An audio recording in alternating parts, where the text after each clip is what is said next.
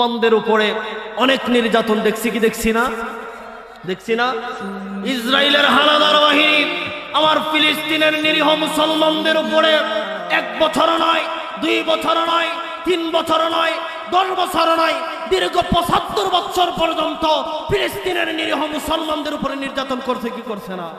লাখ লাখ মা ভাই বাবা বোনদেরকে মারছে, নির্যাতন করছে।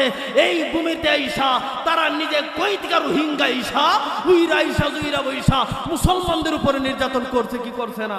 কিন্তু আমরা দেখেছি বন্ধু আমার, ওই রাজ্যকে ইসরায়েলকে সবচাইতে বৃহত্তম রাষ্ট্র আমেরিকা প্রাধান্য দিছে কিনা?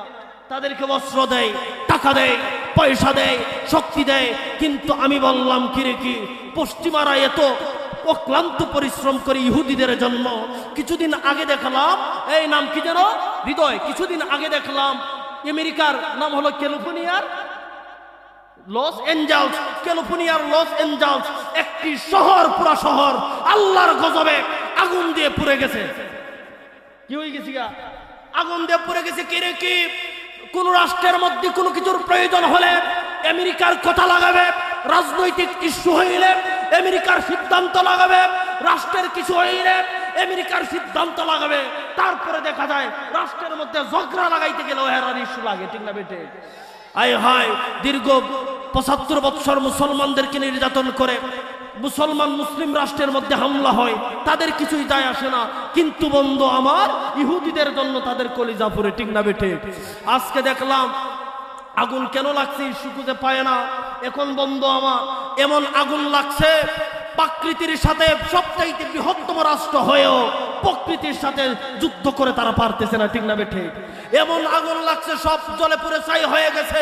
বিমান দিয়ে, হেলিকপ্টার দিয়ে পানি নিবাইতে পারতেছে না, আগুন নিবানো সম্ভব হচ্ছে না। পানি দিচ্ছে, ফায়ার সার্ভিস আইসা বলতেছে এমন আগুন তাদের জন্মে দেখে নাই। কথা বলেন, ঠিক না বেঠে?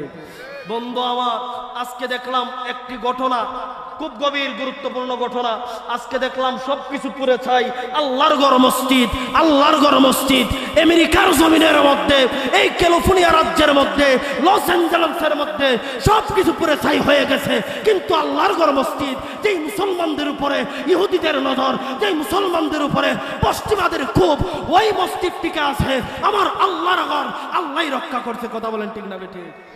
আমাদের সাথে কেউ নাই, আছে কে? আরো জোরে বলেন, আছে কে? আরো জোরে বলেন, আছে কে? আল্লাহ যেন আমাদেরকে কবুল করে, সবাই বলে আমিন। আরো জোরে বলে আমিন। আসসালামু আলাইকুম।